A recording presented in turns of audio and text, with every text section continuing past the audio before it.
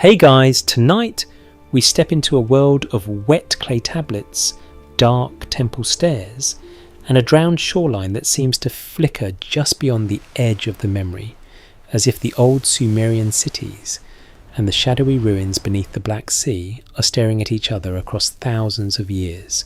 Some parts of this story are widely accepted history, some parts are interpretation, and some parts are calm. What if imagination? Because archaeology suggests many things, historians debate many more, and the mystery is often less about what was built than about what later people believed had once been lost. You probably would not survive this very well, by the way, because ancient marsh mud does not care about your modern shoes, your back, or your very sincere wish for dry socks. So before you get comfortable, take a moment to like the video and subscribe, but only if you genuinely enjoy what I do here. And while you're at it, post your location and local time down in the comments, because I always like seeing where in the world we're drifting off together. Now, dim the lights, maybe turn on a fan for that soft background hum, and let's ease into tonight's journey together. You begin as so many Mesopotamian puzzles do with mud. Not poetic mud, not the charming kind from a skincare commercial that promises renewal and suspiciously glowing cheekbones. Real mud. River mud. Heavy brown, sticky reed-scented earth laid down by the Tigris and Euphrates, the material that fed fields, clogged sandals, shaped bricks, and preserved the scratch marks of scribes who pressed sharp reeds into damp clay. Most historians agree that the first Sumerian cities rose in southern Mesopotamia during the 4th and the 3rd millennia BCE, built in a landscape that was both generous and unforgiving.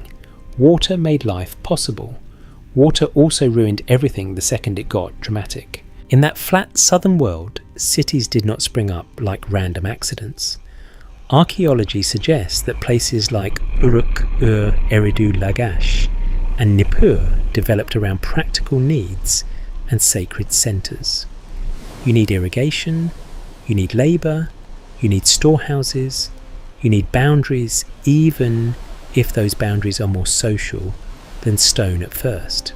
And sooner or later, you also need a temple platform rising above the low horizon, because human beings apparently cannot resist making one hill if nature refuses to provide any. That's broadly accepted. The evidence we do have points to organised settlements, managed water grain redistribution, and religious institutions that sat at the heart of urban life. But even on this solid ground, a second layer begins to shimmer.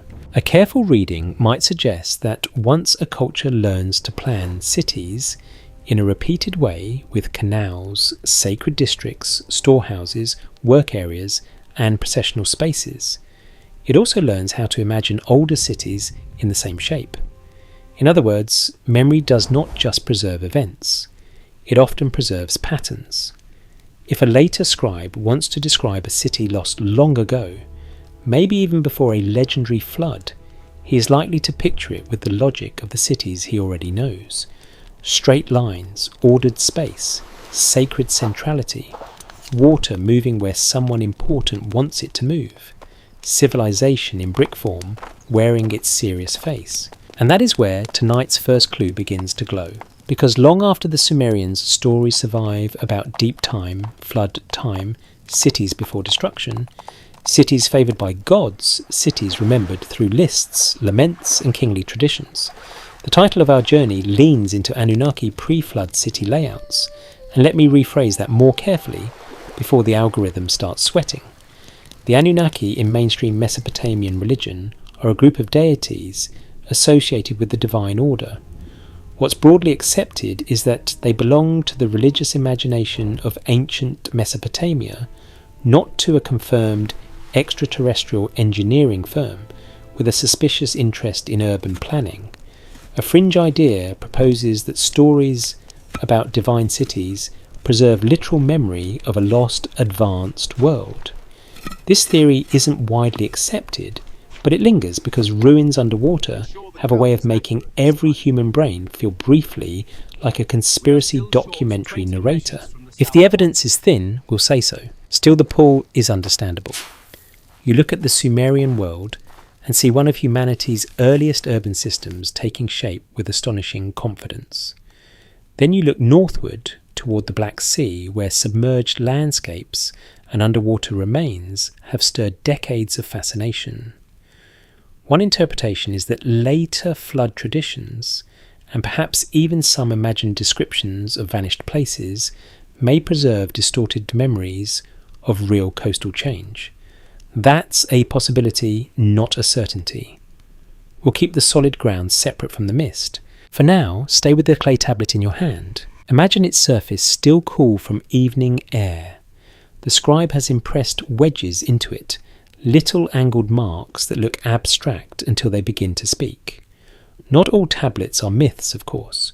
Many are gloriously ordinary, lists of grain, labour records, temple accounts. Humanity did not invent writing only to ask cosmic questions. First, it seems to have used it for paperwork, which is honestly the most believable thing about us. But mixed among the ledgers and inventories are king lists, hymns, laments, flood tales, building inscriptions and texts that preserve how Sumerians thought about order, origin, and catastrophe. Historians still argue whether these texts preserve distant memories of actual events, literary archetypes, or a blend of both. That exact uncertainty is the doorway.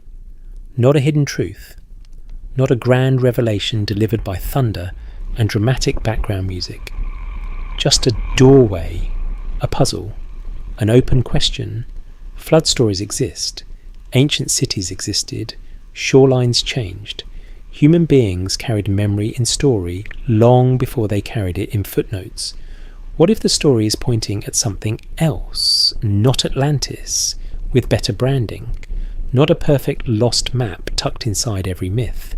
Just the possibility that when later scribes imagined cities before the flood, they did so using inherited urban logic, and that this logic might occasionally seem to echo places that real water later swallowed. The Black Sea enters slowly like a shadow on the edge of a lantern's reach. Tonight we do not rush there yet. We only feel its pull. You stand for now in southern Mesopotamia, where the air smells of damp earth, reed, matting, bitumen, and river life. The moon lifts over a low horizon, somewhere a worker hauls baskets, somewhere a priest climbs a platform stair, somewhere a scribe squints at clay and tries not to smudge the future.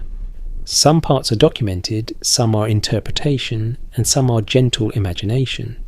A city is taking form around you not because mystery demands it, but because people do what people always do.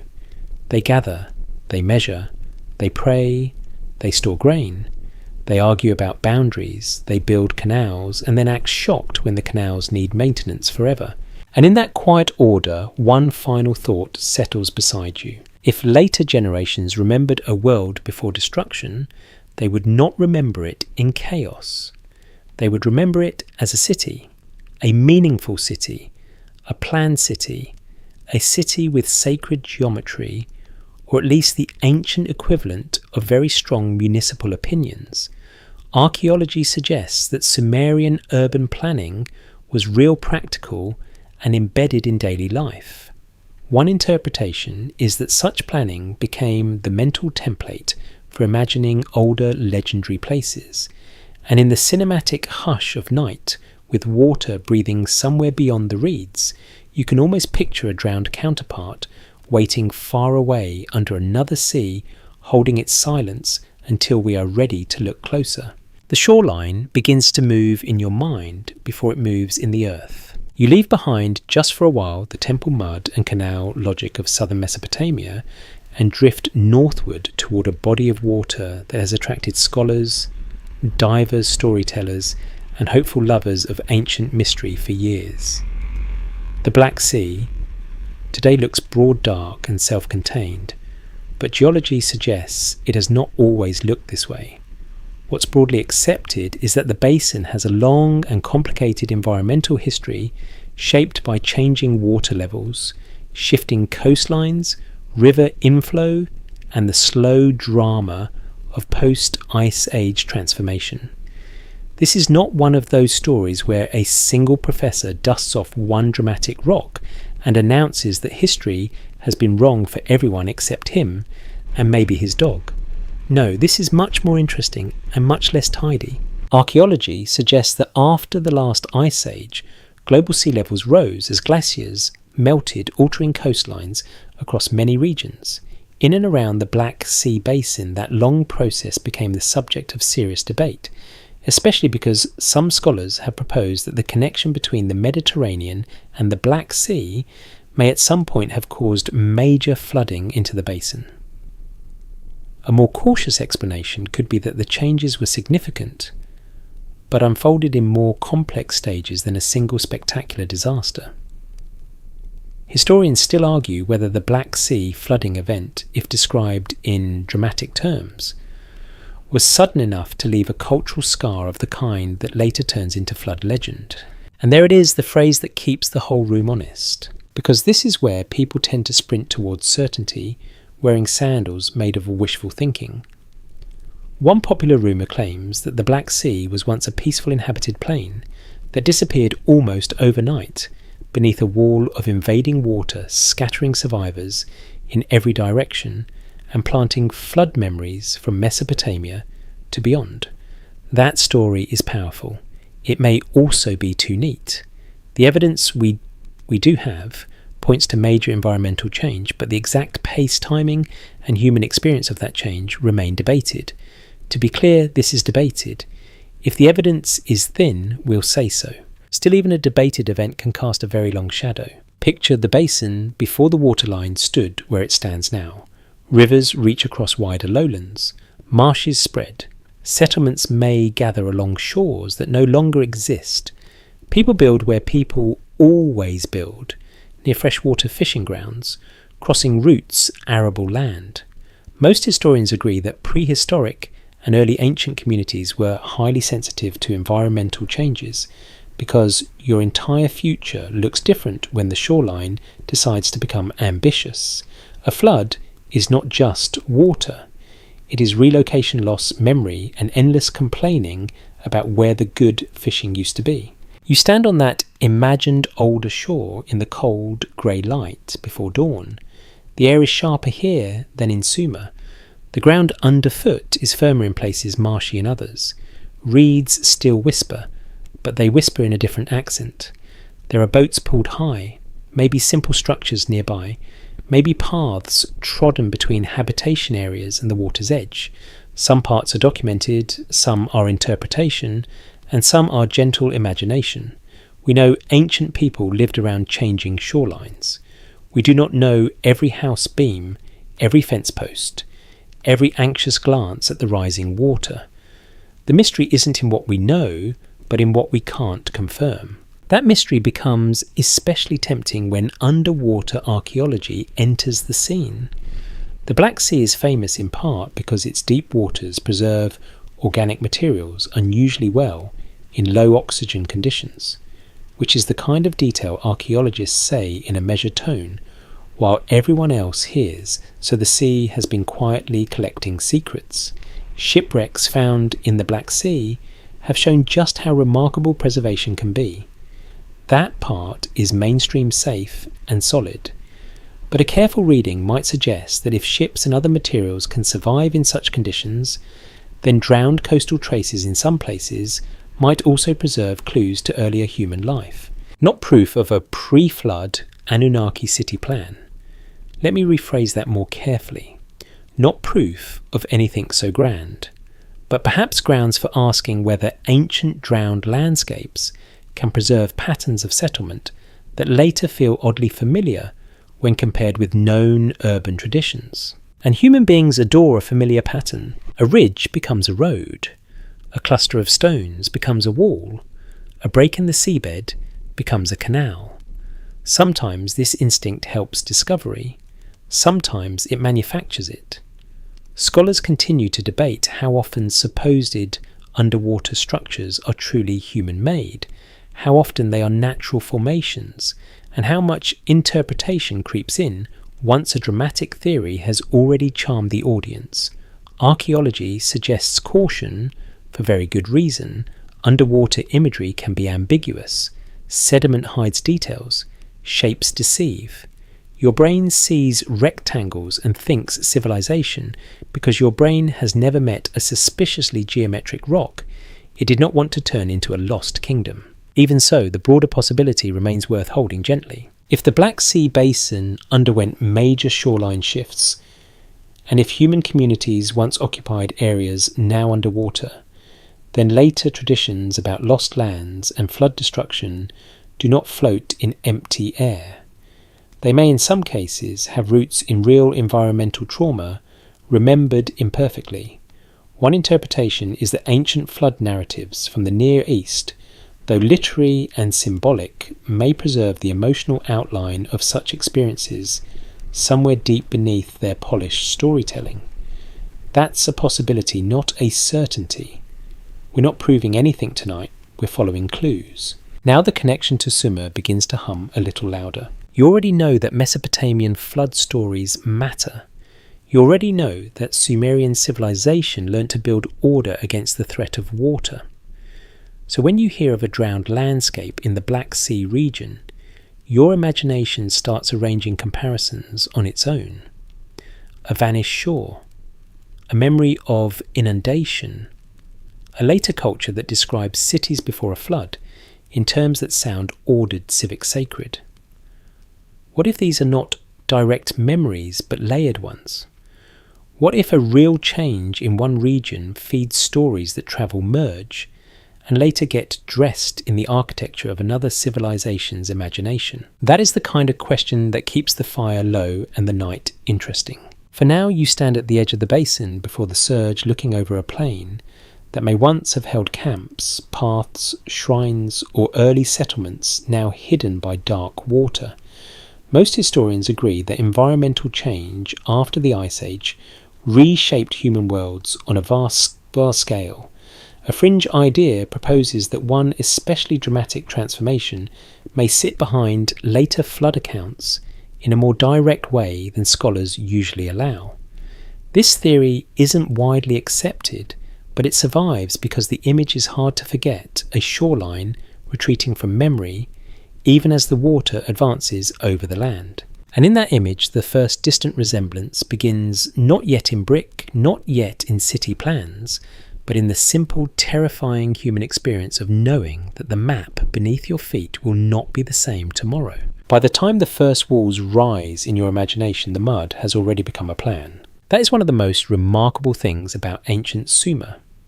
Most historians agree that the early cities of southern Mesopotamia were not just large settlements, but carefully organised places shaped by irrigation, labour, administration, religion, and the endless practical question of where to put everything. So it does not collapse into a swampy argument. Archaeology suggests that cities like Uruk and developed recognisable internal logic. There are temple precincts, storage zones, workshop areas, residential quarters, defensive edges in some periods, and above all, the presence of managed water. The evidence we do have points to urban life as something deliberate. Not perfect, of course. No city in history has ever been perfect. Ancient people also had neighbours, noise smells, badly timed repairs, and that one guy who definitely thought drainage guidelines were more of a suggestion. Still, there is structure. You begin walking through one of these Sumerian places at dawn, when the light is pale and the baked mud brick still holds a trace of night coolness. The streets are not all wide or straight in the way a modern city planner might boast about on a presentation slide, but neither are they random. Buildings cluster with purpose. Temples and platforms dominate the skyline because flat alluvial plains do not offer many natural hills, so if you want sacred elevation, you make your own. Canals cut through the city or feed the land beside it, linking agriculture, transport, and power in one muddy system. What's broadly accepted is that these cities depended on collective organisation to survive in a difficult environment. And that matters tonight because once a civilization learns to think in organised civic space, it also learns how to imagine the past in organised civic space. One interpretation is that Sumerian descriptions of earlier semi-mythic or divine-associated places may have borrowed heavily from the known urban template around them. A careful reading might suggest that when later texts evoke old cities or cities before catastrophe, they do not imagine wilderness with a few huts and a dramatic thundercloud. They imagine institutions, storehouses, gates, sacred centres, water channels, order. Memory, after all, does not preserve reality like a photograph. It preserves meaning, and for the Sumerians, meaning often arrived arranged in bricks and boundaries. If we treat it as a possibility rather than a conclusion, this becomes an important bridge between documented history and the more misty claims about pre-flood city layouts. Let me rephrase that more carefully. We are not saying that a Sumerian city plan is a blueprint copied from a drowned Black Sea metropolis, built under divine supervision by beings from the stars who apparently loved zoning regulations. That would be a possibility invented several steps too fast. What we can say is simpler and more solid. Archaeology suggests that Sumerians developed enduring ideas about how a city should function. Those ideas likely influenced how scribes and storytellers imagined older, idealized or lost cities. So if later readers see similarities between underwater ruins and Mesopotamian urban logic, part of that resemblance may come from the fact that Sumerian thought itself had become a template for remembering civilization. This is suggestive, not conclusive. Now look closer at what made a Sumerian city feel like a city. There is hierarchy in space. Sacred areas matter. Administrative spaces matter. Water access matters. Storage matters because grain is not just food, it is power wearing a dusty coat. Most historians agree that temple institutions played a major role in the economy and social structure of early Mesopotamian cities. In some places, the temple complex stood not only as a religious centre, but also as a hub of labour collection and redistribution. Around that centre, life thickened. People built, traded, argued, worshipped, recorded, borrowed, repaid, and occasionally made history's earliest contribution to the noble art of paperwork fatigue. You can almost hear it. Pottery tapping, donkeys grumbling, reed baskets scraping brick, water moving through a canal just beyond the houses, a cook fire sighing awake, a priest already serious before breakfast, which feels deeply on brand. Some parts are documented, some are interpretation, and some are gentle imagination. The details of texture and sound are reconstructed, but the broad reality of urban complexity is not in doubt. What's broadly accepted is that Sumerian cities were sophisticated human environments shaped by administration and belief as much as by geography. Historians still argue whether the earliest city layouts emerged primarily from practical adaptation, religious symbolism, elite control, or some combination that changed from place to place. That debate matters more than it first appears. If a city's layout is partly practical, then any ancient settlement near water might produce similar features by necessity. But if a city's layout is also symbolic, then recurring patterns might carry cultural meaning forward even into myth. One interpretation is that the repeated arrangement of sacred centre, managed water and structured civic zones gave later Mesopotamian writers a mental grammar for civilization itself, not just how cities were built, but how proper cities ought to exist in story. And once that grammar exists, it can travel, not necessarily in a literal caravan of master planners carrying rolled up maps and complaining about regional snacks. Travel can happen through memory, through cultural inheritance, through the way a people talks about order. A flood legend told centuries later may not preserve accurate engineering details, but it may still preserve the sense that the lost world was ordered, sacred, and urban. A fringe idea proposes that such memories point back to a real older city system now lost beneath a flood. This theory isn't widely accepted, but it becomes more understandable once you see how strongly Sumerian culture associated legitimacy with planned urban life. The Black Sea, for now, remains in the background like a dark bowl waiting under moonlight, but already the comparison is preparing itself. If drowned coastal communities once existed there, and if later traditions somewhere in the wider region spoke of lost places overwhelmed by water, then the question is not only whether any memory survived. The question is what shape that memory took. A more cautious explanation could be that when these stories entered literate Mesopotamian culture, they were reframed through the city logic Mesopotamia knew best. Lost land becomes lost city. Disaster becomes flood of moral and cosmic significance. Scattered memory becomes architecture. So you stand in Sumer, not at the end of the mystery, but at the drafting table for it. The temple platform catches early sunlight. The canal gleams like a line drawn by an intentional hand. Workers pass, scribes scratch their wedges, and the city holds itself together through human effort, belief, and water control. Archaeology suggests this urban order was real hard-won and deeply influential. One interpretation is that once such order became the cultural measure of civilization, even the oldest remembered places had to be imagined in its image. And in the sleepy distance of your thoughts beneath another sea, entirely ruins begin to wait for the comparison they may or may not deserve. Once you notice the lines, you start seeing them everywhere. A canal is never just a canal in southern Mesopotamia.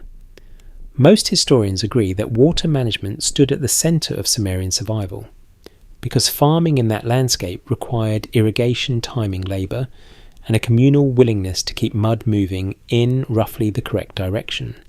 Archaeology suggests that canals, ditches, levees, and other hydraulic features shaped not only fields, but also the arrangement of settlements and cities. Water was infrastructure, status, anxiety, and daily routine all at once. If modern people panic when the Wi-Fi stutters for 9 seconds, you can imagine how ancient city life felt when a canal silted up at the wrong moment. You move through the city in afternoon light now, when everything looks slightly harder and more exact. The geometry becomes clearer. Corners define space. Paths choose direction. Storage areas cluster where access matters. Sacred buildings do not just sit anywhere. What's broadly accepted is that Sumerian urban spaces often reveal layers of planning, rebuilding adaptation, and institutional focus. This is not the fantasy version of antiquity, where everyone wanders around in beautiful linen waiting to say something profound about eternity. Real cities need logistics. They need grain delivery, drainage work areas, shrines, walls, and ways of separating one function from another without completely losing control of the goats. That practical truth is our solid ground. But one interpretation is that practical order gradually becomes symbolic order too. A careful reading might suggest that once a community lives inside repeated patterns of canals leading towards centres of power and ritual, those patterns become emotionally charged. Straight lines mean intention. Enclosures mean authority. Water directed inward means life held in human and divine balance. In that sense, a city plan is more than utility. It becomes a statement about how the world ought to be arranged. Heaven above temple, elevated grain, secured labour, organised water guided instead of feared. Civilization is a diagram trying very hard not to drown.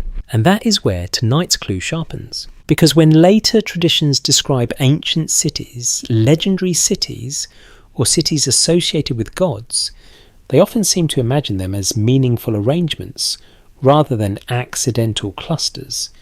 That is true across many cultures, but in Mesopotamia it feels especially strong. The evidence we do have points to sacred centrality as a major feature of urban identity. A temple precinct or elevated sacred zone often anchored the social world. One interpretation is that later memory, even when half mythic, retained this sense of centred order. So if someone later told of cities before the flood, it would be natural to picture them not as chaotic settlements, but as carefully arranged places with water and sanctity locked together. Historians still argue whether recurring geometric features in ancient site descriptions reflect direct memory literary convention or the simple reality that humans everywhere like putting important buildings in important places. That debate is worth lingering over because it saves us from becoming too enchanted by our own comparisons. Rectangles happen, roads converge, water channels follow logic. If some submerged feature in the Black Sea region appears roughly linear, that alone means very little. A more cautious explanation could be that similar environments often produce similar planning decisions. People near water organise around water. People with rituals create central places. People with storage needs create controlled spaces. There is no full consensus because resemblance can emerge from shared human problem solving without requiring a single lost master city behind it all. Still, if we treat it as a possibility rather than a conclusion, the pattern remains evocative. You stand by a canal edge as the evening breeze lifts a smell of damp soil, date palm, fibre fish, and hot brick finally giving up the sun. The canal does not look romantic, which may be why it deserves more respect. This ribbon of managed water is the reason fields, live boats, move goods, arrive, and officials feel useful. Archaeology suggests that canal systems were essential to the development of Mesopotamian cities and states.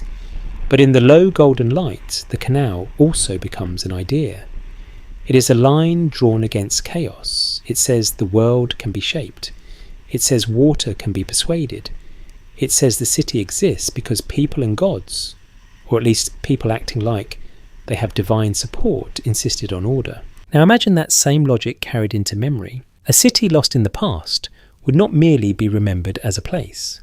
It would be remembered as an arrangement, a sacred arrangement. Gates aligned with roads, canals aimed with purpose, elevated precincts watching over lower quarters. A fringe idea proposes that some underwater features in the Black Sea hint at this kind of organised plan, vaguely resembling the civic logic later known from Mesopotamia. This theory isn't widely accepted, but it survives because the comparison feels almost too poetic to ignore one ancient world mastering water, another perhaps swallowed by it. That contrast has teeth. What if the story is pointing at something else? Not proof that Sumerian texts encode secret nautical surveys of a drowned northern civilization. Let me rephrase that more carefully. Not proof at all, but perhaps evidence that once flood memory entered a literate culture already obsessed with sacred urban order, any lost place worth remembering would be redrawn in the mind as a proper city, water outside, water guided within, temple in command, boundaries clear. Even catastrophe gets organised on the page. Some parts are documented, some are interpretation, and some are gentle imagination. The documented part is that Mesopotamian cities relied on planned water control and meaningful civic arrangement. The interpreted part is that such arrangement may have influenced how older or legendary places were mentally pictured. The imagined part is you walking after sunset along a canal so still it reflects the first stars and wondering whether somewhere beneath the Black Sea the same human instinct once traced straight edges beside uncertain water. You hear a bucket scrape stone. A child laughs somewhere behind a wall. A priestly chant drifts from the elevated precinct, not loud, just steady enough to remind you that cities are built not only from brick, but from repetition. Do the same task tomorrow. Reopen the same gate. Clean the same channel. Offer at the same stair. Order is not a monument. It is a habit. Most historians agree that this kind of repetition made early urban life possible. One interpretation is that habits of order become habits of memory too. By full dark, the city is quieter but somehow more defined. The corners hold shadow. The canal holds moonlight. The temple platform rises like a dark certainty above the roofs. And far from here, under another body of water entirely, the possibility remains faint but stubborn that when humans remember lost lands, they remember them as planned worlds, because nothing feels more tragic than the drowning of order itself. By now, the city has taught you how to think, which is exactly why the flood myth becomes more dangerous and more interesting. Most historians agree that ancient Mesopotamia produced some of the oldest surviving flood narratives in the world, and that these stories mattered far beyond their original setting. Archaeology suggests that flood experience was a regular fact of life in river valleys, even if no single flood event explains every tale. The evidence we do have points to a culture deeply familiar with water as both giver and destroyer. One interpretation is that repeated local disasters over generations gradually merged into larger literary memories, and in the cinematic hush of lamplight, you can feel how a real muddy catastrophe becomes a story vast enough to swallow cities' kings and almost the whole horizon. Tonight, the flood enters the room not as a scream, but as a remembered pattern. You are seated near the edge of a temple courtyard after sunset. Clay lamps burn low. Somewhere beyond the walls, a canal breathes softly in the dark. A storyteller begins, and the listeners already know the emotional shape before the details arrive. There was order, then there was warning, then there was water. What's broadly accepted is that Mesopotamian literature includes several flood traditions among them. Sumerian material and later Akkadian versions, such as the flood story embedded in the Epic of Gilgamesh. These texts are not identical, and they do not need to be. Myths, like families, have recognizable features and endless disagreements. A more cautious explanation could be that these stories blend multiple layers at once. There is environmental memory, there is religious meaning, there is royal ideology, there is the deep human need to explain why the world feels fragile, even when the grain is stacked and the walls are standing. Historians still argue whether the flood stories are rooted mainly in specific remembered events, in broader riverine experience, in literary borrowing, or in combinations that shift from one text to another. That uncertainty matters because it means we should neither flatten the stories into mere weather reports, nor inflate them into secret documentary records of one lost civilization. Still, the story carries spatial clues. Even when flood myths are symbolic, they often preserve a strong sense of place. Cities matter. Boundaries matter. Cult sites matter. The flood is terrifying precisely because it does not erase random wilderness. It threatens ordered human space. A careful reading might suggest that these stories are haunted by the image of a city about to lose its pattern. Streets vanish, courtyards fill, thresholds disappear, water climbs where it does not belong. If you have lived in a civilization built on managed water, then unmanaged water is not just destruction. It is insult. It is the universe kicking over the filing cabinet. And that, strangely enough, brings us closer to the Black Sea question. Because if later readers or writers connect tales of flood destruction with older drowned landscapes, they are likely to imagine those landscapes as once having possessed order, not just habitation, but design, not just survival, but civic intention. One interpretation is that as flood stories circulated and evolved, they encouraged people to picture pre-flood worlds as developed urban spaces, especially within Mesopotamian culture, where urban order carried such weight. So when modern theorists look at submerged remains or debated underwater formations and compare them to Sumerian city layouts, they may be responding less to raw evidence alone and more to an ancient mental habit already built into the stories. That's a possibility, not a certainty. A fringe idea proposes that Mesopotamian flood narratives preserve memories of a specific drowned civilization outside Mesopotamia, perhaps even in the Black Sea region, and that Sumerian concepts of sacred city planning are echoes of that earlier world. This theory isn't widely accepted, but it remains popular because it gives the myth a map and the map a tragedy. A popular rumour claims that if only we could match the right submerged outlines to the right ancient text, the whole pre-flood puzzle would suddenly click into place. But the mystery isn't in what we know, but in what we can't confirm. Similarity is not identity. Resonance is not proof. You can feel why the temptation persists, though. The flood story does not talk like dry administration. It talks like memory after loss. It talks like someone standing where the city used to be and trying to explain absence. The air grows heavier. The light on the walls shivers. You hear water in the story before the first drop falls. Some parts are documented, some are interpretation, and some are gentle imagination. Documented are the texts, the flood themes, the archaeological reality of water risk in Mesopotamia. Interpretation is the idea that myth may carry distorted environmental memories across long spans of time. Imagination is the way you see the first ripples crossing a familiar street, while no one yet understands that the world is changing shape. Most historians agree that myths often preserve social truths, even when their details are not literally historical. That matters here.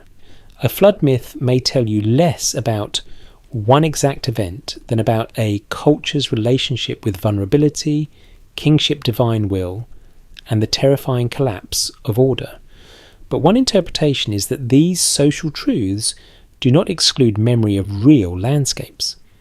They may sit on top of it like later brick laid over older foundation lines. If so, then a drowned basin like the Black Sea can attract flood comparisons, not because the evidence is settled, but because the emotional structure fits too well to ignore. You picture it now with sleepy clarity, a planned city, water at its edges, ritual at its centre. Then the balance fails. The lines go soft. The map becomes guesswork. The story survives longer than the walls. Archaeology suggests that ancient people lived through enough environmental change to make such narrative patterns entirely believable. What's broadly accepted is that flood myths from Mesopotamia are among the great literary inheritances of the ancient world. One interpretation is that they trained later minds, including our own, to look at any drowned landscape and ask whether an ordered world once stood there before the water arrived. And to be fair, that is a very human question. You sit a little longer beside the storyteller as the lamps burn lower. Outside the canal remains in its place, obedient for now. Inside the story, all managed things are beginning to fail. The listeners do not merely hear a flood. They hear the reversal of civilization itself. Water outside becomes water everywhere. The city, with all its corners and measured ways, is swallowed into undifferentiated movement. No wonder later generations keep searching drowned places for lost patterns. Once the imagination has been taught that the flood destroys cities, every underwater shadow starts auditioning for a role. By the time the story ends, you are left with something more interesting than certainty. You are left with a habit of comparison. River, flood, coastal surge, drowned basin, lost order, remembered city. The pieces do not lock neatly, and we should not force them to. But they now sit on the same table, lit by the same wavering flame, waiting for the next name to enter the room, Ziusudra. The name arrives softly, but it changes the room. Ziusudra. In later traditions, other names will circle the same role. But here, in the older Sumerian setting, this is the figure who stands nearest the flood in one of its earliest surviving literary forms. Most historians agree that the Sumerian flood tradition includes the figure of Ziusudra, a king or ruler associated with survival after a divine decision to send destruction by water. What's broadly accepted is that the text is fragmentary and incomplete in places, which is ancient literature's polite way of reminding you that history rarely hands over the whole script. Archaeology suggests the survival of this tradition is significant, not because it gives us a news report from a single disaster, but because it shows how deeply flood memory had entered the Mesopotamian imagination. You sit with the name for a moment in the dark. It sounds older than certainty, older than explanation.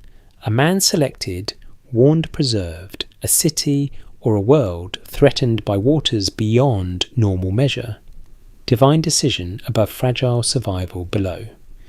The evidence we do have points to a story structure that later echoes through Akkadian and even biblical traditions, though each version reshapes details in its own way.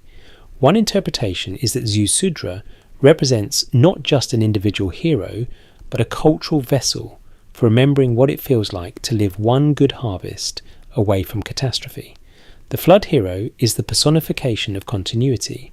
The city may drown, but memory climbs aboard. Now here is where caution matters. A popular rumour claims that if flood stories are this old, they must preserve the memory of one enormous event experienced across vast regions and faithfully transmitted over millennia like some kind of oral hard drive.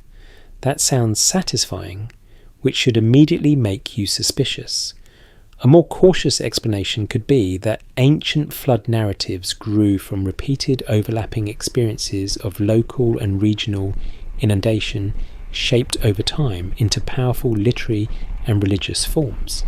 Historians still argue whether the flood hero tradition points back to a specific remembered disaster, a broader environmental condition, or a literary pattern that became more meaningful the more it was retold.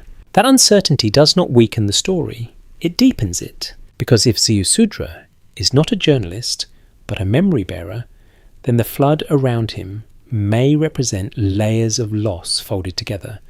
A river flood here, a coastal shift there, a communal fear carried forward until it hardens into sacred narrative.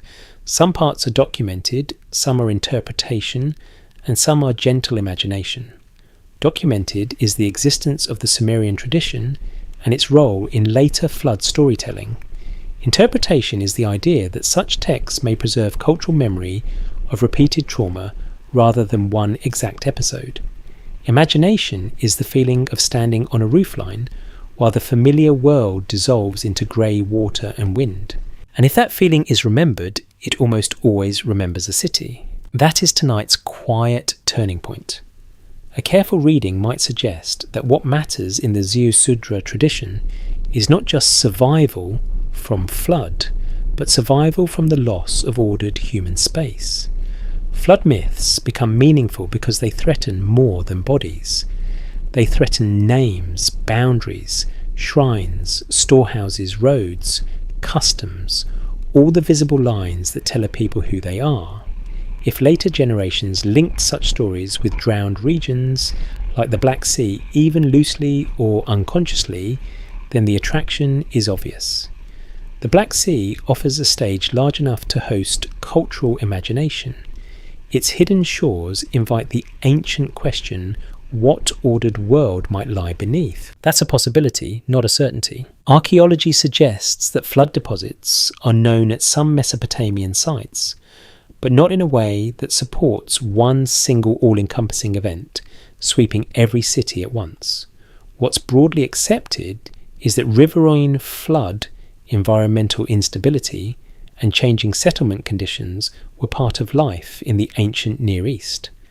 One interpretation is that Ziusudra's story condenses this unstable relationship with water into a narrative form that later audiences could carry, adapt, and invest with cosmic meaning. In other words, the flood hero is a memory machine, and like most memory machines, he is selective, dramatic, and not above editorial flair. You cannot really blame him. Nobody remembers the centuries of drainage maintenance with quite the same intensity. Still, the city remains present in the edges of the tale.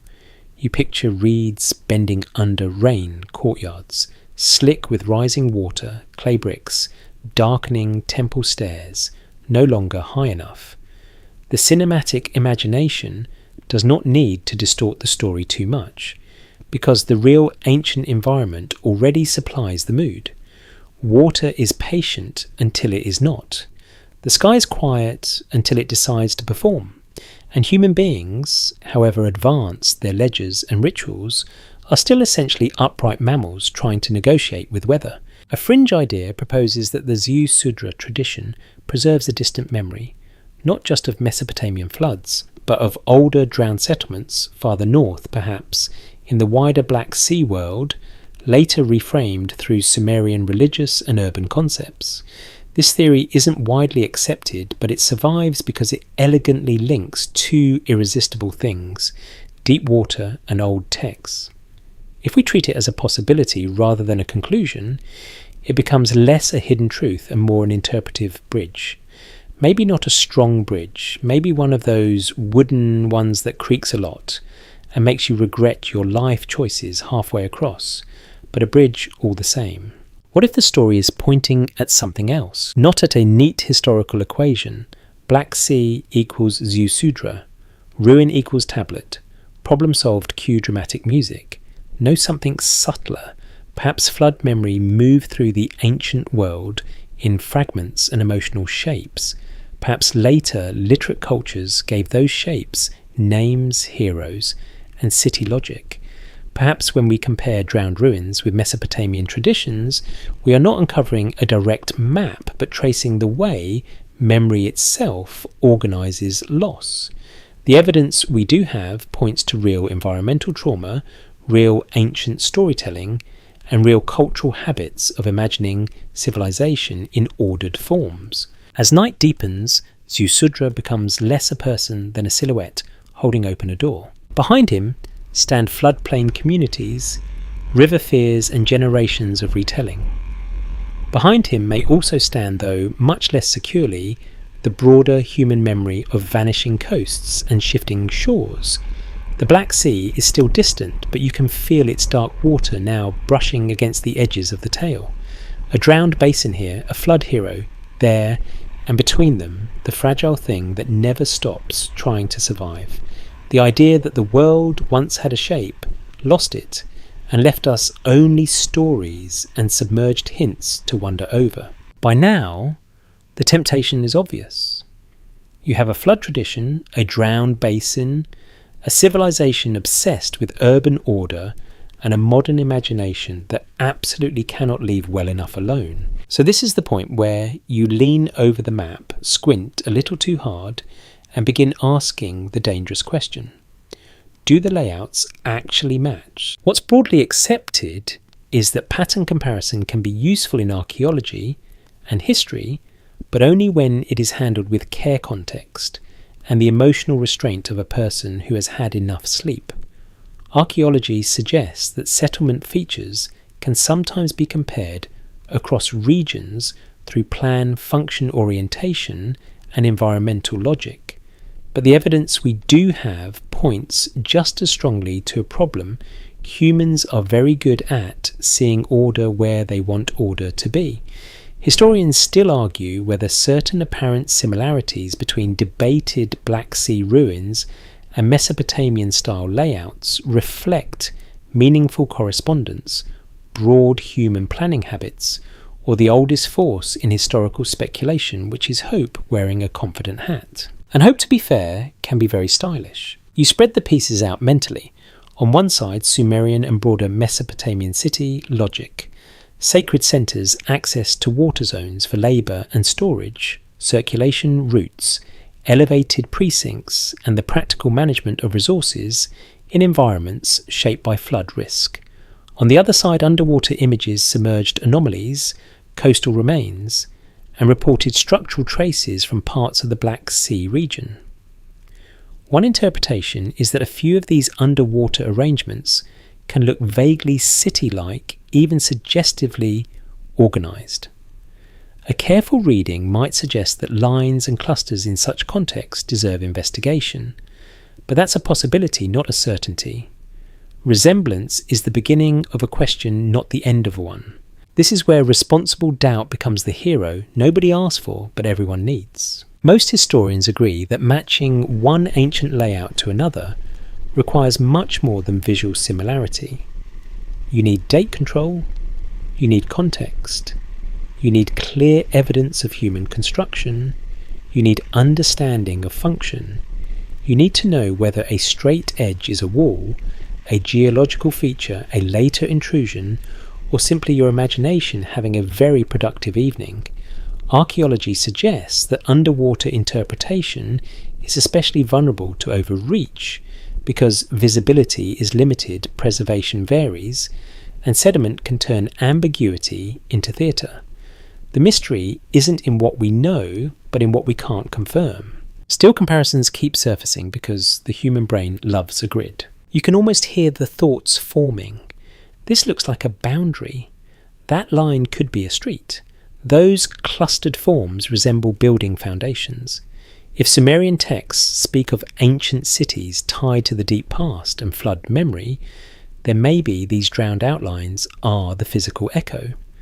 A fringe idea proposes that some Black Sea ruins match not just generic settlement logic, but specific pre-flood urban patterns later reflected in Mesopotamian tradition. This theory isn't widely accepted, but it's not hard to understand why people want it to be true.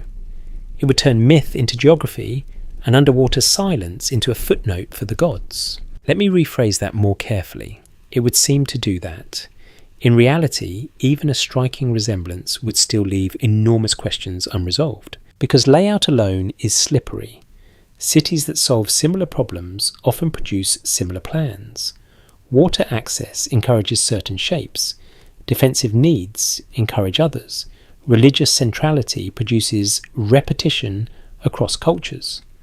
A more cautious explanation could be that any resemblance between submerged Black Sea sites and Mesopotamian urban logic reflects convergent human planning rather than direct inheritance or memory. People everywhere tend to put important things in important places and useful things near water, which is not mystical so much as deeply practical. And yet the comparison refuses to disappear. Some parts are documented, some are interpretation, and some are gentle imagination. The documented part is that ancient cities often show recurrent planning principles. The interpreted part is that some observers see those principles echoed in debated submerged contexts in the Black Sea. The imagined part is you sitting beside a low oil lamp tracing lines on a clay tablet with your fingertip, while far away under dark northern water another pattern seems to answer back. Not clearly, not helpfully, just enough to keep the conversation alive. What if the story is pointing at something else? Perhaps the real link is not a literal one-to-one match between site plans, but a match in how civilizations remember what matters. Sumerian and later Mesopotamian traditions imagine meaningful cities, not random camps when they speak of old worlds. Modern interpreters, in turn, search for meaningful shapes in drowned landscapes. One interpretation is that both are acts of ordering loss. The ancient storyteller arranges memory into urban form. The modern viewer arranges ambiguous evidence into familiar geometry. In both cases, the mind resists the thought that the lost world was shapeless. That may be the deepest match of all. Archaeology suggests that ancient urban planning was never purely abstract. It emerged from labour, environment, religion and administration. But once those patterns existed, they became intellectually portable. They could be remembered, idealised, perhaps even projected backward into legendary time. So when people compare Black Sea ruins to Anunnaki pre-flood city layouts, they may partly be comparing real submerged traces to inherited expectations about what an important lost place ought to look like. That does not make the comparison meaningless.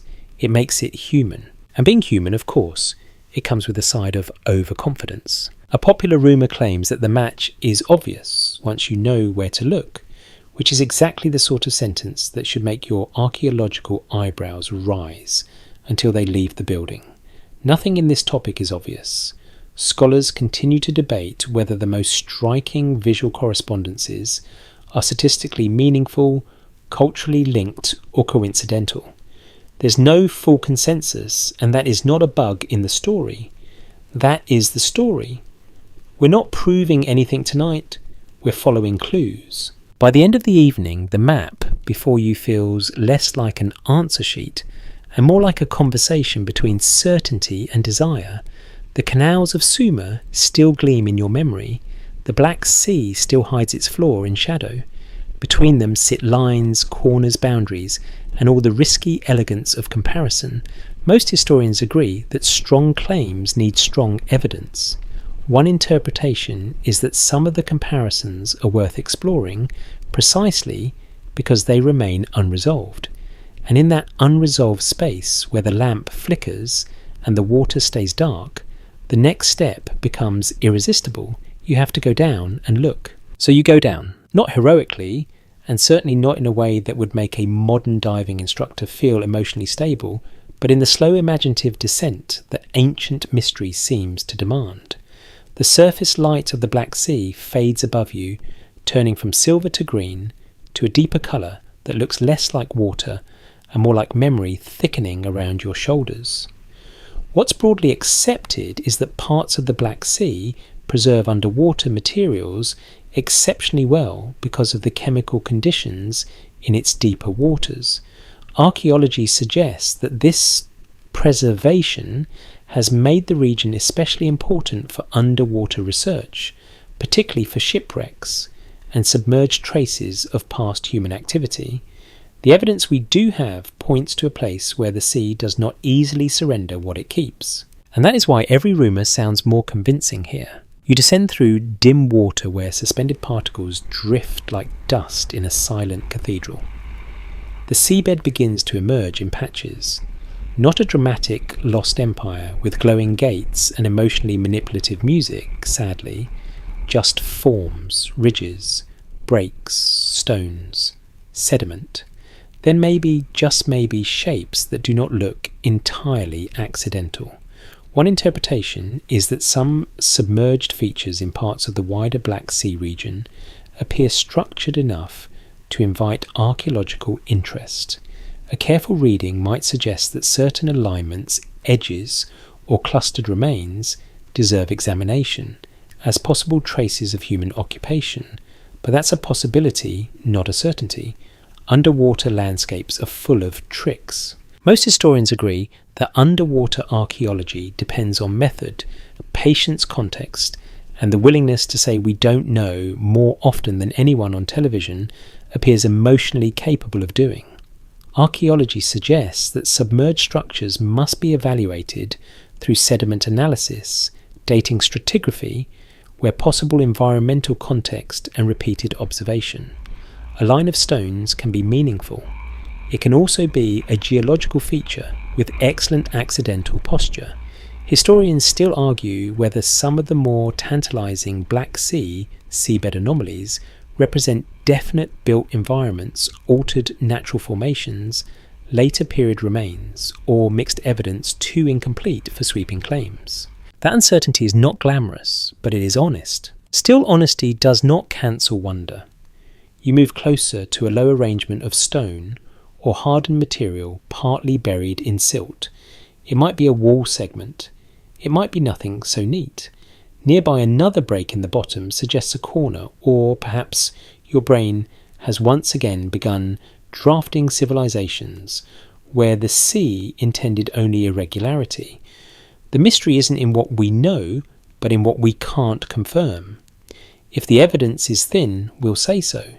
And underwater, the evidence often arrives thin, scattered, and quietly infuriating. Yet the basic possibility remains strong enough to matter. What's broadly accepted is that human communities lived around ancient shorelines that no longer sit where they once did. As sea levels changed and coastal zones shifted, some sites would inevitably have been submerged. That is solid ground, or at least solid logic under several meters of water. One interpretation is that some drowned remains in the Black Sea basin may belong to settlements or activity zones now lost to later shoreline change. A more cautious explanation could be that these remains were genuinely human-made, represent local habitation rather than grand urban centres. Not every submerged site needs to audition for the role of legendary metropolis. Still, once you have Sumer in your mind, it becomes hard not to compare. You look at a suspected boundary or clustered foundation-like forms and think of canal edges, enclosed precincts and organised space. A fringe idea proposes that some submerged ruins match not just generic human settlement, but city logic reminiscent of Mesopotamian planning, perhaps even the sort later projected onto pre-flood worlds in stories tied to the Anunnaki. This theory isn't widely accepted, but it persists because the underwater setting adds dramatic voltage to every resemblance. Water makes ruins feel older than they may be. Silence makes them feel wiser. Low visibility makes everyone more philosophical. Some parts are documented, some are interpretation, and some are gentle imagination. Documented is the real archaeological significance of the Black Sea and the presence of submerged traces of human past in the region. Interpretation is the idea that some of those traces may reflect organised settlement patterns. Imagination is the way you hover over a dim stone alignment and feel for one sleepy second that you are looking at the edge of a forgotten street where no footsteps have sounded for millennia. What if the story is pointing at something else? Perhaps the importance of these underwater ruins is not that they confirm an old myth, but that they restore scale to it. Flood traditions can seem abstract until you picture actual inhabited ground. Actual paths, actual domestic spaces now buried under water and silence. Archaeology suggests that when coastlines shift, everyday worlds vanish with them. One interpretation is that later flood stories resonate so powerfully because such losses were not imaginary. They happened repeatedly in different forms across human history. The Black Sea does not need to be the single source of every flood memory to become a meaningful part of that wider pattern. You keep descending in thought, slower now, closer to the bottom. A piece of preserved wood from another context. A shaped stone. A slope that might once have been near a shoreline. The seabed is not generous. It offers hints, not speeches. Scholars continue to debate how much can responsibly be inferred from partial underwater evidence, especially where dramatic theories risk outrunning data. There's no full consensus, and perhaps there should not be yet. The sea has not finished giving up its archive. Still, even fragments change the mood of the whole conversation. Once you know that drowned landscapes can preserve traces of human life, the old Mesopotamian flood world feels less symbolic and more physically imaginable. Not because tablet equals ruin, not because Anunnaki stories suddenly become engineering diagrams. Let me rephrase that more carefully, because real submerged human spaces remind you that myths of inundation emerged in a species that had genuinely watched shorelines disappear. And so you rise again slowly, with no final answer in your hands, only the sense that below the Black Sea there may indeed be remnants of human order hidden beneath silt and dark water. Most historians agree that such possibilities deserve careful study, not breathless conclusion. One interpretation is that some of the drowned traces fit the broad logic of planned habitation well enough to keep the comparison alive, and as the surface light returns overhead, the question follows you upward like a shadow. If ruins remain beneath a shifting shore, how far might ideas of lost cities have travelled above it? Once ruins exist in one place and stories exist in another, human beings immediately do what human beings have always done. We connect them with boats. That may sound flippant, but it is actually one of the most grounded parts of tonight's journey. Most historians agree that the ancient world was far more interconnected than older textbook pictures once suggested. Goods, techniques, symbols and stories moved across long distances through trade, migration, imitation and slow cultural contact. Archaeology suggests that waterways were not barriers so much as routes, and that coastal and river systems often linked communities far beyond what we can easily picture from a modern political map. The evidence we do have points to a world where ideas could travel surprisingly far, even if they changed shape every time they stopped for the night. So you step into a boat, not a glamorous Bronze Age cruise package, sadly, no soft towels, no citrus drink, just wood rope cargo damp air, and the constant ancient certainty that if something leaks, everyone becomes immediately religious. The boat pushes away from a shore at dawn and enters a route that is less a line on a map than a chain of habits. Harbour to inlet, inlet to river mouth, river to settlement, settlement to another language, another shrine, another rumour. What's broadly accepted is that exchange networks connected regions across the Near East and beyond in many periods, though the intensity and exact routes changed over time. One interpretation is that while direct links between early Sumer and specific Black Sea communities remain difficult to demonstrate for the deepest periods in question, broader currents of contact and inherited story may still have carried ideas across large zones. That is where the calm middle ground lives. A popular rumour claims that ancient mariners preserved exact memory of a drowned pre-flood northern city system and delivered that memory more or less intact to Mesopotamian scribes, who then wrapped it in an Anunnaki language for future YouTube titles. This theory isn't widely accepted, and for good reason. Oral tradition changes, trade changes, languages change, people mishear things, entire generations embellish. If you have ever watched a family story become unrecognisable by the third retelling, you already understand the archaeological principle here. A more cautious explanation could be that trade and migration helped circulate motifs, flood ideas, and fragments of geographic memory without preserving precise cartographic truth. Historians still argue whether ancient flood traditions spread mainly through direct cultural transmission, parallel environmental experience, or a mixture of both. That debate matters because it shapes how you imagine the bridge between the Black Sea and Mesopotamia. If stories move through contact, then an older drowned shoreline in one region might indeed contribute emotional or narrative material to traditions elsewhere. If similar stories emerged independently from similar experiences, then the resemblance tells you more about common human vulnerability than shared memory. Either way, boats still matter. Boats turn local disaster into regional conversation. Boats move survivors, merchants' ideas, and the little phrases people repeat when explaining a vanished shore to strangers who have never seen it. You follow the route in your mind, along the coast, into trading enclaves, across stretches where languages shift but practical needs remain comfortingly repetitive. Grain, fish, metals, timber, ritual objects, news. News is always part of the cargo, even when nobody admits it. Archaeology suggests that exchange networks in the broader ancient Near East spread materials and technologies across considerable distances.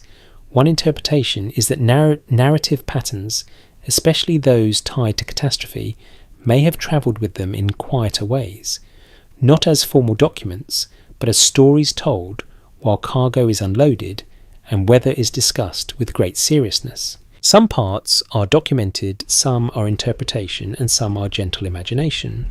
Documented are the exchange systems, maritime capacities, and long-distance contacts known from the ancient world.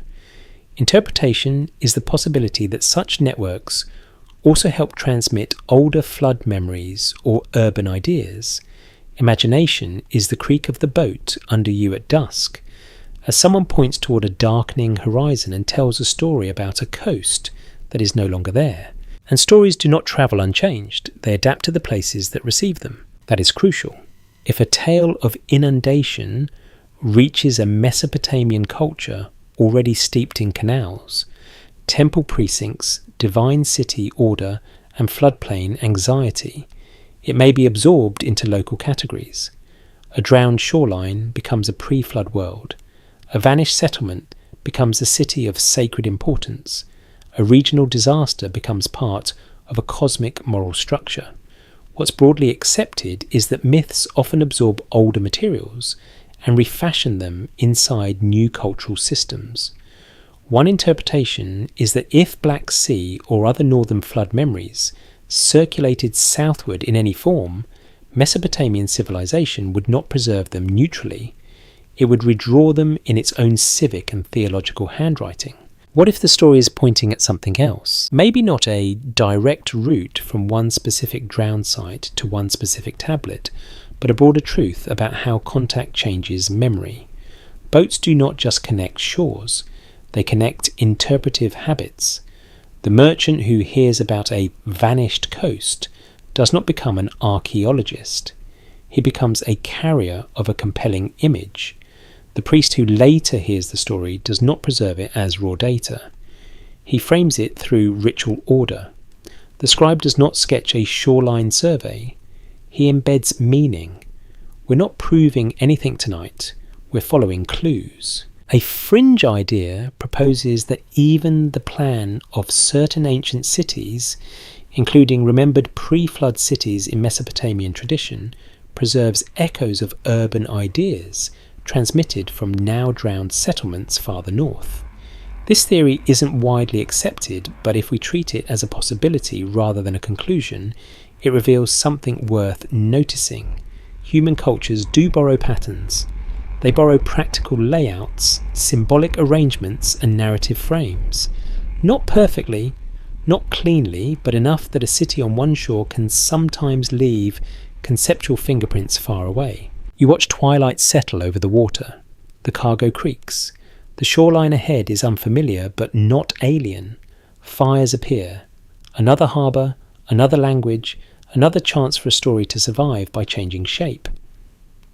Most historians agree that ancient connectivity was real, though uneven and often difficult to trace in exact detail.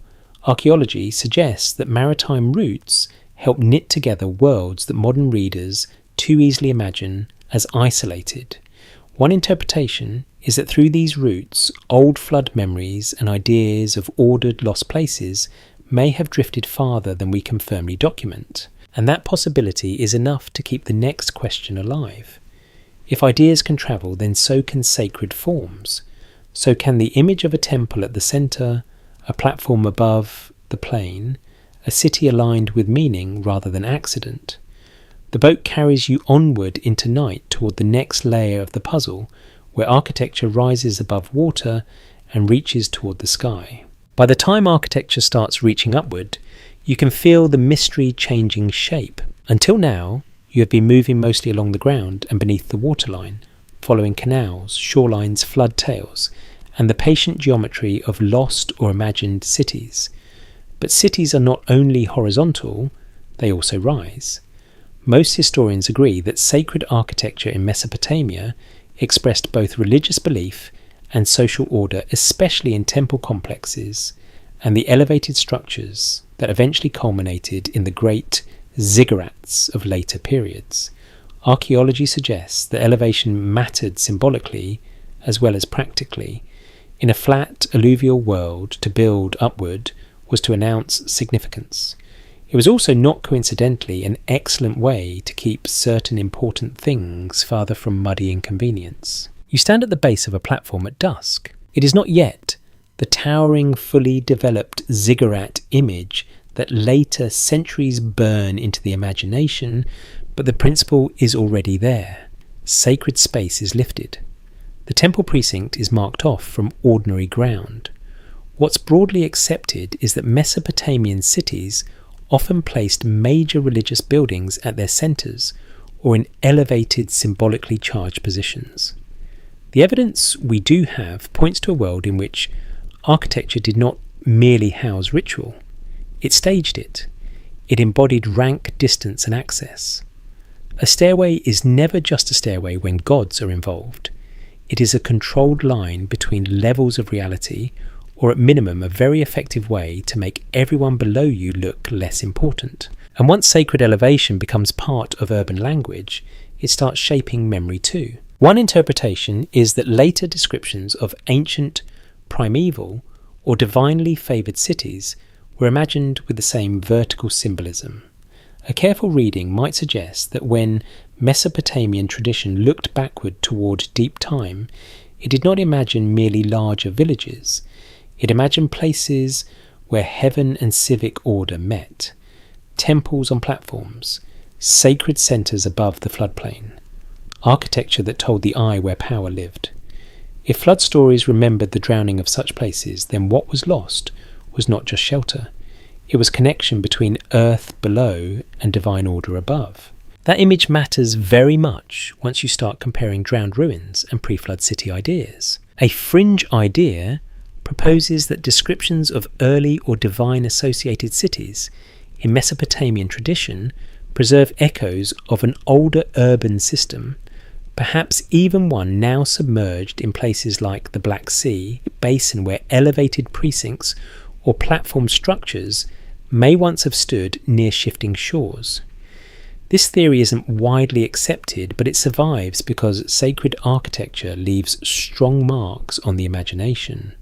Even when walls fall, people remember the raised place, the holy height, the stare against the sky. If we treat it as a possibility rather than a conclusion, then the comparison becomes less about exact blueprints and more about recurring urban symbolism. Historians still argue whether elevated sacred structures in ancient cities arose mainly from ritual cosmology, flood pragmatism, inherited tradition, or all three at once. That is one of those wonderfully inconvenient scholarly questions that refuses to behave. A more cautious explanation could be that elevation served several purposes simultaneously. It protected buildings, it dramatized hierarchy, it created a visual center, it made divine space feel different from domestic space. None of this requires a lost northern prototype. Similar problems often generate similar solutions. Yet one interpretation is that once this architectural pattern became culturally powerful, it also influenced how lost cities were imagined. A proper ancient city, especially a sacred one, ought to have a raised heart. You can see why. The plain around you is low and vulnerable. Water can spread, mud can swallow, boundaries soften after heavy rain, but the platform remains firm, dry, and visible from a distance. Archaeology suggests that such elevated precincts helped order both physical and symbolic space in Mesopotamian life. Some parts are documented, some are interpretation, and some are gentle imagination. Documented is the centrality of temple complexes and elevated sacred architecture. Interpretation is the idea that this vertical grammar shaped later visions of primeval cities. Imagination is the view from halfway up the stair as wind brushes your face, and the city below turns into a pattern of roofs, canals, and darkening lanes. Now turn that image northward. Suppose ancient communities along now lost shorelines in or around the Black Sea also marked important spaces through elevation mounds, platforms, or centrally visible structures. That would not be surprising. What's broadly accepted is that many cultures create raised ritual or defensive points. But if drowned traces of such places ever appeared beneath the sea, even partially, they would invite comparison with later sacred city ideals almost immediately.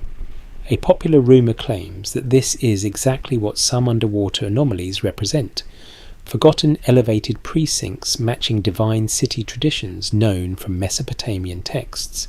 The evidence is nowhere near strong enough for that claim. Let me rephrase that more carefully.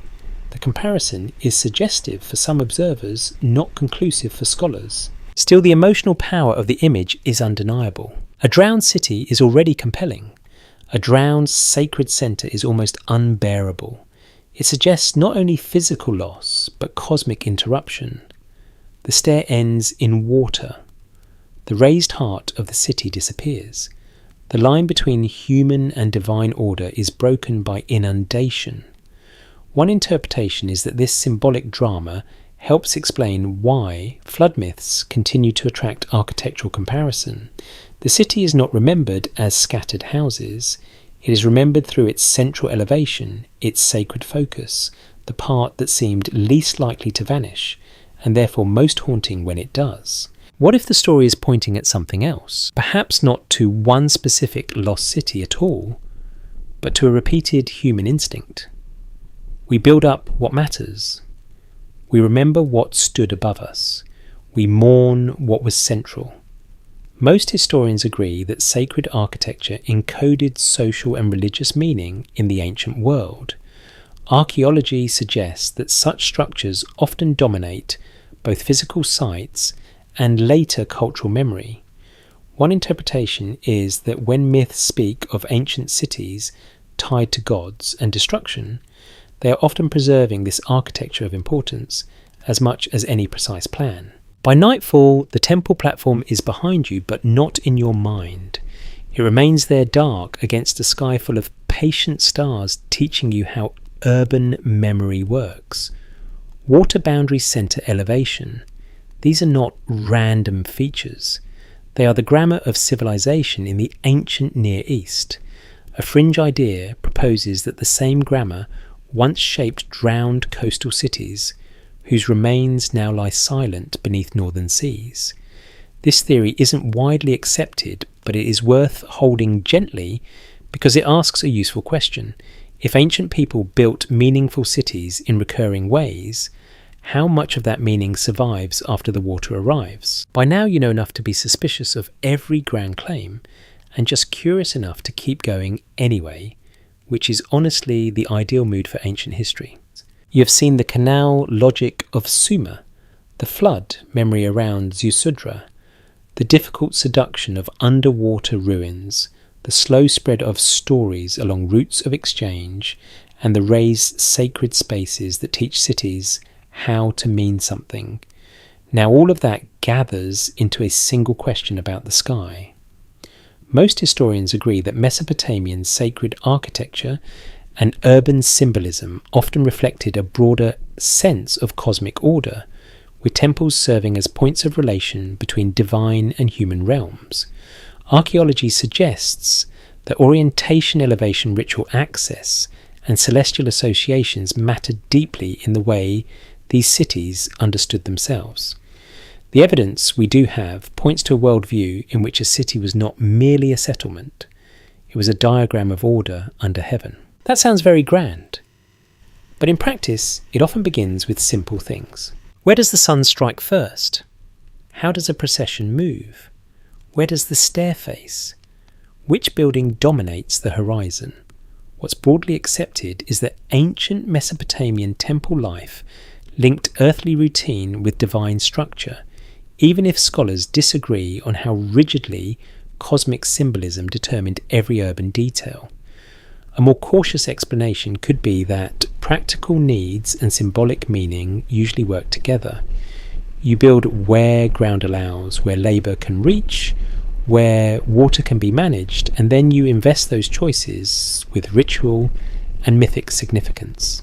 Human beings are excellent at retrofitting metaphysics onto infrastructure. We still do it now, just with more glass and fewer reeds. One interpretation is that this blend of practical and cosmic order became so central to Mesopotamian civilization that later memories of deep antiquity were imagined through the same lens. A pre-flood city, if meaningful, would not just have houses and paths. It would have alignment, centre, sacred ascent, a relation between sky, water and authority. If later readers compare Black Sea ruins to Anunnaki pre-flood city layouts, some of what they are sensing may not be literal measurement at all. They may be responding to this older urban idea that a true city mirrors more than human convenience. Historians still argue whether ancient urban alignments were deliberately astronomical, in a precise technical sense, symbolically celestial in a broader cultural sense, or simply interpreted that way by later observers. That is one of those beautiful debates where everyone agrees the sky mattered, and no one fully agrees how much it controlled the blueprint. Archaeology suggests caution. Not every orientation reflects stellar intention. Streets follow land, temples follow older foundations, gates respond to traffic and terrain. But one interpretation is that the repeated linking of sacred architecture with cosmic symbolism made later city memory feel almost celestial by default. In that sense, even a modest platform or a carefully placed shrine could become in story the centre of a world. And that becomes very relevant once the Black Sea enters the picture again. A fringe idea proposes that certain drowned ruins, beneath or around the Black Sea, once belonged to cities planned according to celestial principles, similar to those preserved in Mesopotamian sacred layouts, and that later Anunnaki traditions dimly remember this older system. This theory isn't widely accepted, but it holds on because sky-linked architecture carries special dramatic force. It is one thing to imagine a drowned port. It is another to imagine a drowned sacred geometry, a city once arranged to speak with heaven and now left in darkness below the waterline. If we treat it as a possibility rather than a conclusion, the theory tells us more about what people feel lost cities should mean than about what has been firmly established. Still, that feeling is not trivial. You stand at night on a temple height in Mesopotamia, wind moving over the plain, stars widening overhead. Below you the city lies in organised darkness, interrupted by lamps, cooking fires, and the occasional miserable donkey opinion. Above you the sky appears ordered in its own way, patterned, repeated, dependable, until it suddenly is not. Some parts are documented, some are interpretation, and some are gentle imagination. Documented is the centrality of sacred order in Mesopotamian architecture and religion. Interpretation is the possibility that this sacred order shaped memories of earlier or lost cities. Imagination is the way the stars seem to lean down toward the stair, as if the city itself were trying to answer them. What if the story is pointing at something else? Maybe the strongest link between Sumerian texts and drowned Black Sea ruins is not architectural precision, but cosmological expectation. Once a culture imagines cities as meaningful centres between human life and divine structure, any mysterious ruins that hint at planning centrality or elevation begin to feel spiritually charged. They seem too arranged to be ordinary, too suggestive to be accidental. A popular rumour claims that this is why Anunnaki theories keep circling ancient ruins of all kinds, because divine cities are easier to imagine when the evidence is incomplete. And incomplete evidence, as always, is history's favourite way of making everyone slightly unreasonable. Most historians agree that ancient myths and later interpretations often project cosmic meaning backward onto fragmentary remains. Archaeology suggests that this is a recurring human habit, not a unique flaw of this topic. We long for old cities to have been more than functional. We want them to have been aligned with stars' fate, destiny, the whole dramatic package. One interpretation is that Mesopotamian sacred city logic encouraged exactly this way of seeing. If a city mattered, the heavens had to notice. The Black Sea does not answer. It never does. It only holds its silence and lets people talk above it. Yet even in silence, the comparison sharpens. A drowned site with signs of order, a textual tradition that imagines primeval cities under divine association, a culture in which sacred centre and cosmic pattern matter deeply. None of this proves continuity. Let me rephrase that more carefully. None of this proves anything beyond the reality of resemblance, influence, and human interpretive hunger. But resemblance itself can shape historical imagination for centuries. By the end of the night, you are no longer asking only whether plans match on the ground. You are asking whether meanings match in the mind. Most historians agree that Mesopotamian cities were built as social and sacred worlds, not mere shelters. One interpretation is that any remembered pre-flood city in that tradition would naturally inherit the same sky-facing significance. And somewhere beneath dark water, where perhaps only stone lines or submerged elevations remain, that possibility glimmers for a moment, like a star reflected on the sea, visible, unstable and gone when you try too hard to hold it. The argument now turns watery again, which feels appropriate, because ancient history really does love dragging you back to the shoreline just when you thought you had found dry ground. By this point you have seen how flood myths, city plans, sacred centres and submerged traces can begin to echo one another without ever fully locking into place. Now the Black Sea itself becomes the subject, not just as a mysterious body of water, but as a debated event in slow motion. Most historians agree that the Black Sea basin experienced major environmental changes over long spans of time after the last ice age, including shifting coastlines and changing relationships with surrounding waters.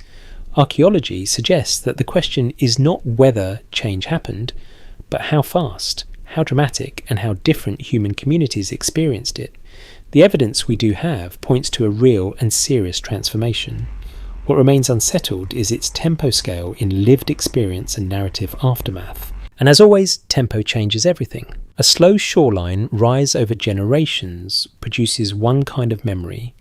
Families move landmarks, disappear, fields become marsh, old paths go wet, and no single person sees the whole world end in one afternoon. A sudden rush of salt water through a breached connection, by contrast, would create a much sharper cultural wound. One interpretation is that if parts of the Black Sea transformation felt abrupt to local communities, such experiences could help feed flood traditions that later took on larger symbolic life. A more cautious explanation could be that even gradual processes can feel catastrophic when they swallow familiar land one season at a time. Human beings do not require apocalyptic editing to remember loss. Historians still argue whether the Black Sea flooding process was dramatic enough in human terms to inspire enduring flood memory on the scale some later theories imagine. That debate matters more than almost anything else in this whole story. If the change was spectacular and socially disruptive over a short enough period, then comparisons with flood myth become more tempting. If it was slower and regionally varied, then the connection becomes more diffuse, more psychological, more cultural than direct. What's broadly accepted is that the evidence does not force a single answer. There's no full consensus, and that does not make the subject weak.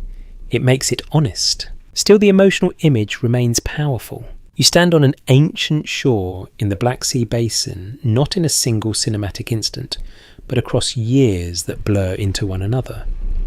The waterline is not where your grandparents remember it. A grove near the margin is gone. The fishing place has changed. The old path is underwater by late spring and gone by autumn. Or perhaps, in another model, the change comes harder, faster, with a surge that seems impossible until it is already rearranging your world. Some parts are documented, some are interpretation, and some are gentle imagination. Documented is the reality of post-glacial change and the scholarly debate around Black Sea flooding. Interpretation is the possibility that human communities experience some stages of this change as culturally traumatic. Imagination is the sound of waves taking one more strip of shore that your family thought would last forever. Now return that feeling to the world of Sumerian flood memory. Most historians agree that Mesopotamian flood stories emerged within a civilization already intimate with water danger. Archaeology suggests that river flooding, settlement instability, and long-term environmental negotiation were embedded in daily life there. But one interpretation is that the dramatic force of flood myth may have resonated with wider human experiences of vanishing land, whether remembered directly, inherited indirectly, or simply repeated across many vulnerable landscapes. If so, the Black Sea does not need to be the flood source. It can be one chapter in the same human grammar of loss. That matters because it softens a mistake people often make. A popular rumour claims that either the Black Sea deluge caused the flood myths, or it did not, as if those were the only two choices. But memory rarely works that way. A careful reading might suggest that myths are layered constructions. They gather from many injuries. One river flood here, one drowned coast there, one migration, one ritual retelling, one political reframing, one theological polish. By the time the story reaches a tablet, it has already passed through centuries of human filtering. We're not proving anything tonight, we're following clues. A fringe idea proposes that the Black Sea flood event was so decisive that it directly preserved the memory of ordered pre-flood cities later described in Mesopotamian tradition tied to divine beings like the Anunnaki.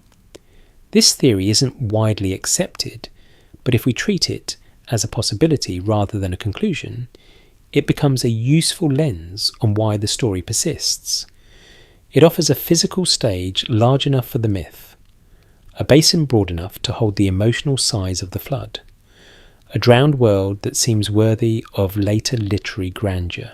But a more cautious explanation could be even more interesting. Maybe the power of the Black Sea debate lies not in proving one mythic connection, but in reminding you that the ancient world contained real vanished landscapes, real drowned shores, real communities forced to reimagine where land ended and danger began. Once you know that Mesopotamian flood stories feel less like abstract cosmology and more like literature shaped in a species-wide condition of precarity, cities rise near water because they must. Water threatens cities because it can. Culture turns that fact into narrative, because otherwise you would just sit there in the dark feeling doomed, which is not great for morale. You watch the basin in your mind as the argument continues. Scholars on one side emphasising dramatic inflow models, others stressing more complex, gradual or regionally varied change. Most historians agree that this debate remains important for understanding prehistoric and early ancient human adaptation in the region. One interpretation is that even without consensus on pace, the scale of shoreline transformation itself would have generated durable cultural responses, and those responses, whether local or mobile, whether shouted or whispered, may have entered larger traditions in fragments no one can cleanly separate now. By the end of the night, the water is doing what water always does in these stories. It refuses to stay in one category. It is geography, memory, theory, danger, symbol and argument all at once. The Black Sea may or may not stand near the roots of later flood narratives in any direct way. That's a possibility, not a certainty. But it does give you one hard, useful thing to carry forward. An ancient shoreline can vanish, and when it does, the human mind will spend a very long time trying to decide whether what was lost was merely land or an entire world. After enough nights with mud-water stairs and half-seen walls, you begin to understand that the real struggle is not finding mystery. The real struggle is keeping mystery from swallowing the evidence whole. That is where you stand now, somewhere between a Sumerian tablet and a dark drowned shore, holding a lamp over both. Most historians agree that good history depends on separating what is excavated, dated, and broadly supported from what is inferred, imagined, or still hotly debated. Archaeology suggests that this separation is especially necessary in subjects involving flood myths, underwater ruins, and divine city traditions, because each of those can become speculative very quickly. The evidence we do have points to an important truth. Once a theory becomes emotionally satisfying, people start mistaking its smoothness for proof. And smooth stories are very tempting. A careful reading might suggest that the resemblance between Black Sea ruins and Mesopotamian ideas of pre-flood city layouts belongs to several different layers at once. There is the layer of documented history. Ancient Mesopotamian cities were real, structured, water-managed and sacred-centered. Flood traditions in Mesopotamian literature were also real, ancient and culturally influential. The Black Sea underwent significant environmental change, and drowned landscapes in the region are a legitimate subject of study. That is the solid ground. Then there is the interpretive layer.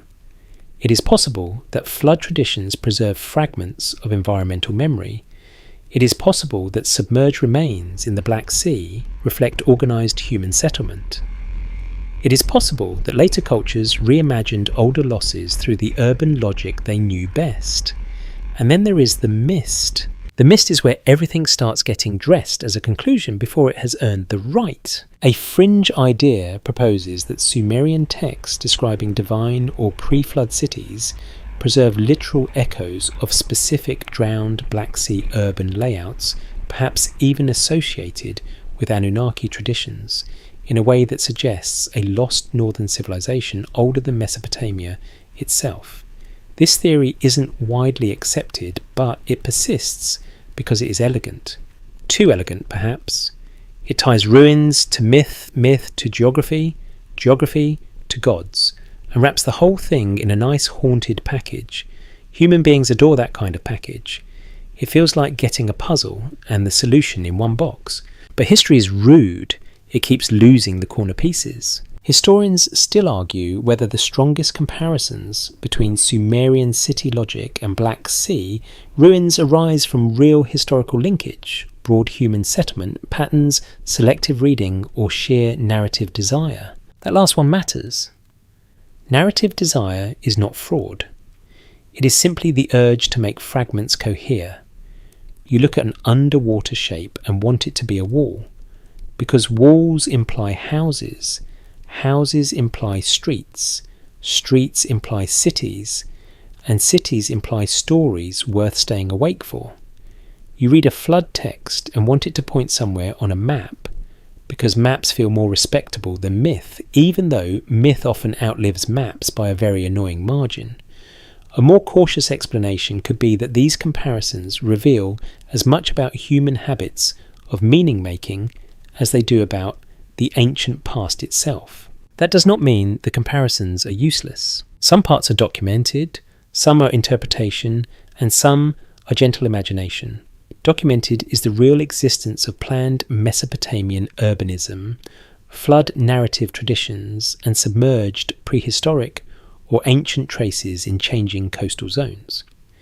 Interpretation is the idea that these strands may intersect through long memory, shared environmental experience, or indirect cultural transmission.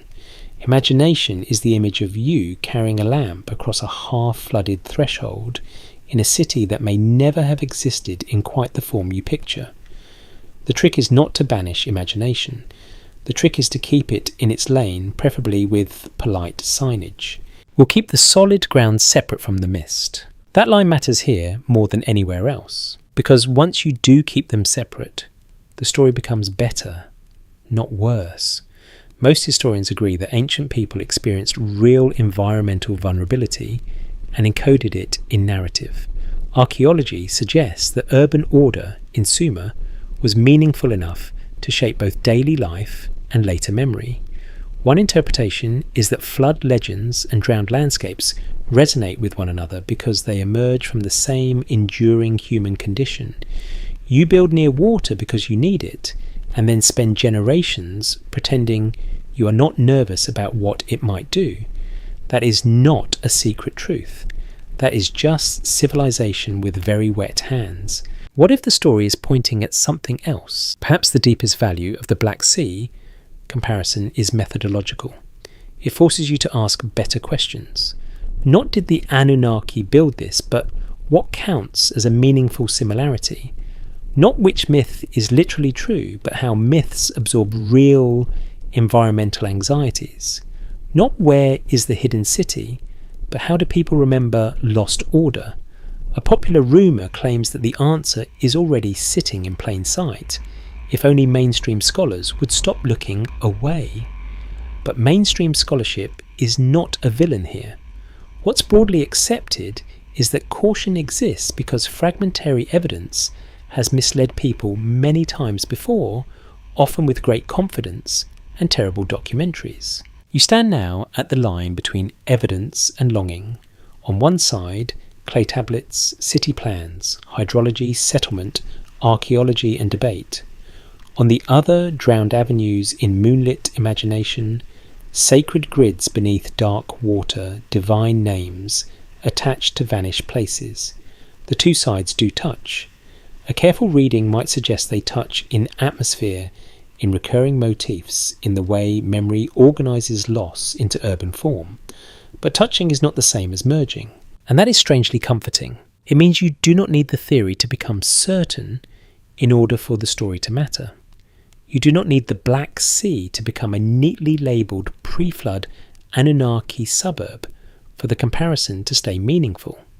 You only need to notice that ancient people built ordered worlds in vulnerable places, that some of those places were later lost, and that stories preserve the emotional architecture of that loss long after the brick dissolved. Most historians agree that this much is already profound enough. One interpretation is that the real city layout being preserved is not on the seabed at all, but in the human mind's centre boundary, water height, destruction, memory. The lamp burns lower, the water remains dark, the clay tablet is still in your hand, and before the night is over, one final question waits softer than all the others and harder to dismiss. If the evidence stays partial forever, what is it that people are really searching for when they search these drowned patterns at all? By this hour of the night, the ruins are no longer only underwater, they are inside you. Not in a cursed way, thankfully. Nothing dramatic is going to happen to your living room. But after enough time spent with flood memory, drowned shorelines, temple stairs and half-seen stone alignments, you begin to realise that the search itself has a shape. Most historians agree that people are drawn to lost city stories not only because of the evidence, but because such stories gather fear, hope memory, and order into one image. Archaeology suggests that submerged landscapes hold special emotional power precisely because they are real enough to investigate and incomplete enough to imagine. The evidence we do have points to a very human pattern. When the past goes missing beneath water, people do not merely want facts, they want restoration. That is what the search is really after. A careful reading might suggest that the fascination with Black Sea ruins and Sumerian pre-flood city layouts is not just about proving some forbidden historical thesis. It is about recovering coherence from loss. The city is the perfect symbol for that longing, because a city is order made visible. Streets connect. Centres anchor, water is managed, ritual has a place, labour has a direction. To lose a city is to lose more than buildings. It is to lose a map of meaning. One interpretation is that people keep searching drowned ruins because they want to believe that lost order can still be read, if only from the right angle under the right light, with enough patience and perhaps an unreasonable amount of coffee. And if that sounds modern, it is also ancient. Most historians agree that Mesopotamian cultures were deeply invested in preserving order against instability, whether through ritual, kingship, record-keeping, or urban planning. Flood stories in that world do not just dramatise nature. They dramatise the collapse of meaningful arrangement. Archaeology suggests that real cities rose and fell, shifted, were rebuilt and remembered themselves through inscriptions and monuments. One interpretation is that later imaginations, ancient and modern alike, are less interested in the mere fact of inundation than in the thought that something once coherent now survives only in fragments. The mystery isn't in what we know, but in what we can't confirm. That is why the Anunnaki language clings to this topic, even when the evidence does not demand it. A fringe idea proposes that divine beings associated with early Mesopotamian tradition preserve the memory of actual rulers, visitors or civilizers connected to an older lost world, and that Black Sea ruins are one broken piece of that forgotten design. This theory isn't widely accepted, but if we treat it as a possibility rather than a conclusion, it reveals something useful. The divine label often appears when people feel that ordinary human explanation is emotionally insufficient. A drowned fishing settlement is sad. A drowned sacred city of primordial importance feels mythic enough to match the emotional weight people sense in the loss. Let me rephrase that more carefully.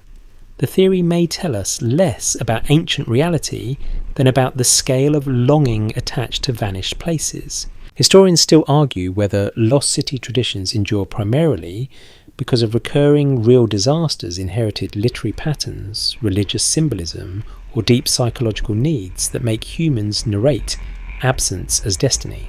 Probably all of the above in untidy proportions. Human beings are very bad at grieving quietly. We make stories, we elevate memory. We assign divine significance to the places that disappear. We imagine that the lost world must have been wiser, purer, more ordered, more aligned, because otherwise the loss feels too ordinary to deserve such ache.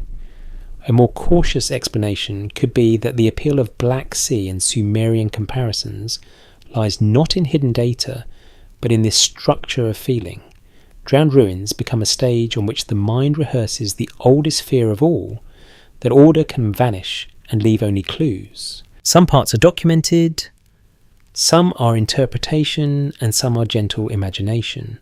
Documented is the enduring archaeological and literary evidence for ancient urban order, flood tradition, and environmental change. Interpretation is the possibility that these strands remain linked in cultural memory more deeply than the current evidence can cleanly demonstrate. Imagination is the image of a submerged street under cold dark water, not because you know it is there, but because your mind wants the missing world to have had edges, doors, thresholds, and a place to return to. What if the story is pointing at something else? Maybe the true object of the search is not the Black Sea floor, not the clay tablet, not even the plan of a vanished city. Maybe it is reassurance. If a drowned city can still be traced, then loss is not total. If a flood myth can still be compared to real landscapes, then memory has not failed. If the lines still match, even imperfectly, then the world is not just chaos wearing a wet coat. Most historians agree that history rarely offers such comfort directly. Archaeology suggests fragments, not restoration. But one interpretation is that the persistence of these theories shows how strongly people need the past to remain legible. And maybe that need itself is ancient. Picture a Sumerian scribe pressing wedges into damp clay, while outside the canal glints under a pale moon. He records tribute labour names, offerings, maybe hymns, maybe a king's boast. He cannot know which cities will crumble, which shores will shift, which stories will be retold long after his own walls are dust. Yet the act of writing itself is already a small rebellion against disappearance. A popular rumour claims that somewhere in these texts the whole secret survives in code. That's a possibility people love, though the evidence for anything so neat is weak. What's broadly accepted is something quieter and perhaps more profound. The texts survive because humans wanted order remembered. The same is true of ruins, even submerged ones. A wall underwater, if it is a wall, is not just stone. It is a refusal to vanish completely. A boundary says someone once divided space with intention. A platform says someone once raised importance above the plain. A canal says someone once believed water could be persuaded.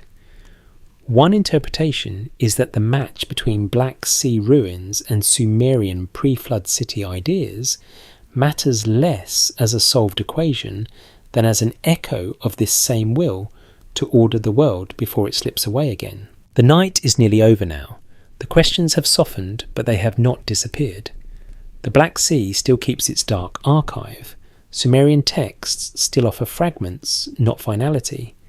The Anunnaki remain where they belong in cautious history, part of the religious and mythic imagination of Mesopotamia, even as fringe ideas continue to stretch them into other roles. None of that closes the mystery. It only clears the air around it. And in that clearer air, one last vision lingers. Not a grand revelation, not a hidden map, not a triumphant point on a documentary graphic, just the sense of a city once imagined, perhaps somewhere real, perhaps partly remembered, perhaps largely remade by storytelling, standing for one suspended instant between water and sky, still asking whether anything humans build can remain in place forever.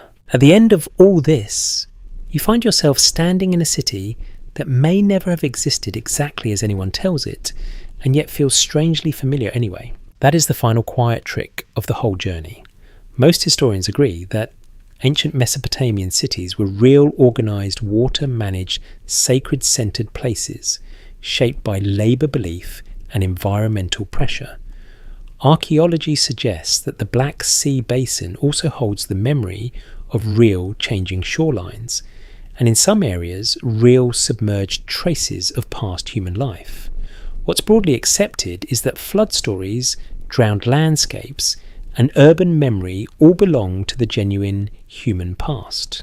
One interpretation is that when these strands begin to resemble one another, the resemblance may say as much about how people remember loss as it does about any one literal connection, and in the soft, cinematic dark, you can almost see a drowned street below black water, while above it a clay tablet still dries in moonlight. This is where the story settles into its final shape. Not as proof, not as revelation, not as one hidden truth waiting for dramatic music and an overconfident narrator. Let me rephrase that more carefully. This is a puzzle made of solid pieces and missing pieces, and both kinds matter. The solid pieces are enough to carry weight. Sumerian urban planning was real. Flood traditions in Mesopotamian literature were real. The Black Sea underwent major long-term transformation. Underwater archaeology in that region has shown that drowned traces of human worlds can survive in meaningful ways. Historians still argue whether those realities intersect directly in the manner some theories propose, but the argument itself points to something ancient and durable in the human mind. We search for patterns because disorder frightens us. A fringe idea proposes that Black Sea ruins preserve the physical counterpart to Anunnaki-associated pre-flood city layouts remembered in Sumerian tradition, and that later myths dimly encoded a lost northern world. This theory isn't widely accepted, but if we treat it as a possibility rather than a conclusion, it becomes one last useful mirror. It shows how deeply people want lost cities to remain legible. A drowned landscape feels unbearable if it is only mud and silence. It becomes emotionally survivable if it still holds lines, corners, centre boundary, a plan. We want the lost world to have structure because structure means it can still be read. That longing is not modern.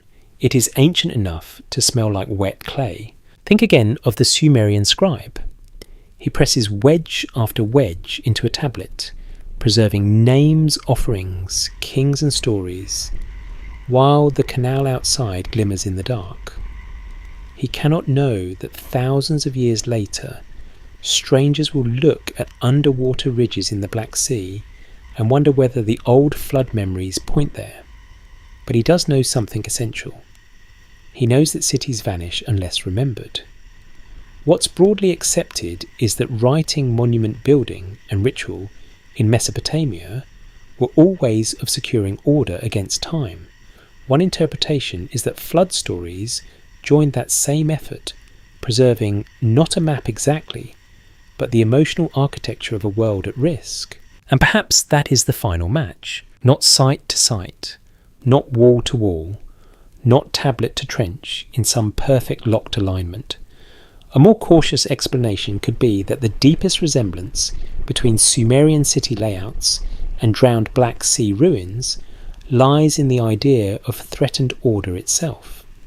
In both cases, you are looking at the human struggle to shape water-bound worlds into meaningful form. You manage canals, you raise temples, you name streets and precincts. Then the land shifts, the water rises, the memory fragments, and later generations gather around the remains, trying to decide what still counts as real. The mystery isn't in what we know, but in what we can't confirm. Some parts are documented, some are interpretation, and some are gentle imagination. The documented part tells you that ancient people built complex cities and endured unstable environments. The interpretive part suggests that flood myths and drowned ruins may resonate because both preserve traces of that instability in different ways. The imagined part lets you stand for one last moment at the edge of a submerged avenue where nothing moves but suspended silt, and feel that the place is not asking to be solved so much as remembered with care. What if the story is pointing at something else? Maybe it is pointing not backward to one exact lost civilization, but inward toward a permanent human habit. We cannot bear the thought that whole worlds disappear without a trace, so we search for traces even in shadow. We compare ruins with myths. We compare waterlines with legends. We compare city plans with half-buried forms on the seabed. Most historians agree that caution must guide that search. Archaeology suggests that evidence should never be stretched beyond what it can honestly carry. Yet one interpretation is that the persistence of these questions reveals a truth about us more than about the ruins. We are a species that keeps trying to redraw the map after the flood. By now, the night air has cooled. The city in your mind has quieted. The Black Sea remains dark, unreadable, in full keeping, whatever lies beneath it, with the same patient silence it has kept for ages. The Sumerian world remains at once near and far intimate in its mud and labour, distant in its gods and vanished walls. There's no full consensus, and perhaps that is fitting. Some mysteries should not be forced into neatness. Some are better approached the way you would approach deep water at night, slowly, respectfully aware that reflection can look like depth, and depth can hide more than you came prepared to understand. And now the story begins to soften. You let the sharp edges loosen. The canals are no longer diagrams, but quiet ribbons under moonlight. The temple stair is no longer a claim about heaven, only a dark shape holding the last warmth of day. Far away beneath the Black Sea, the imagined ruins blur gently into silt and current, less like a problem to solve than like an old memory settling down. If there was once a city there, it rests now in a silence deeper than names. If there was only a shoreline camp path, an ordinary life, then that too is enough, because ordinary life lost to water can still echo like myth. So you stop trying to pin everything in place. You let the documented remain documented. You let the debated remain debated. You let the fringe idea stay where it belongs, a possibility at the edge of the lantern, glow interesting because it has not been crowned too quickly. The evidence we do have points to a past full of adaptation fear, planning, devotion and loss. That is already more than enough to keep you company in the dark. The wind moves softly now. You can almost hear reeds brushing one another somewhere on a long-vanished shore. You can almost hear a scribe setting down his stylus. You can almost hear water touching stone in a city that may have stood, or may only ever have stood, in the careful meeting place between memory and imagination. Either way, it asks nothing more from you tonight. Only that you rest there a moment. Only that you allow the old world to remain partly mist, partly clay, partly sea. Only that you drift. And as the last of the questions fade, the city, whether drowned or dreamed, seems to grow calmer rather than farther away, until it is only darkness, then quiet, then the softest possible outline beneath, still water waiting without urgency, without proof, without fear.